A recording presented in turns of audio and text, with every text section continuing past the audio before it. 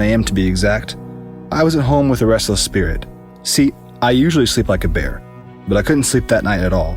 I kept thinking of Bonnie Kate, praying for her sickness to end, happy for her and Elizabeth's Facebook and Instagram posts about flowers, picnics, and going to see the new Batman movie in Colorado. Then I received a phone call from Bonnie Kate's mom. She and Elizabeth had stopped in a little town outside of Denver called Aurora, and on a whim, decided to go see Batman: The Dark Knight Rises at a midnight premiere.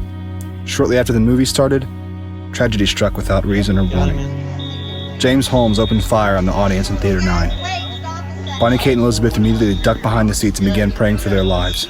Praying for protection, praying for peace, praying for grace. And then Bonnie Kate was shot. An AR-15 rifle bullet sailed across the theater, completely destroying her left knee. But God heard her prayers. Her life was spared, and she and Elizabeth got out alive. Now, as you can imagine, the weeks and months following were extremely difficult for Bonnie Kate, her family, her friends, and all of our church body.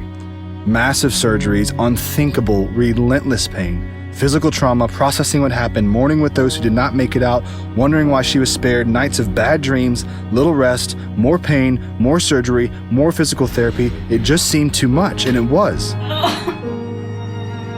But bathed in prayer by thousands and cared for and served by her family, Bonnie Kate rose. She fought back the tears and wept when needed. She learned to walk again.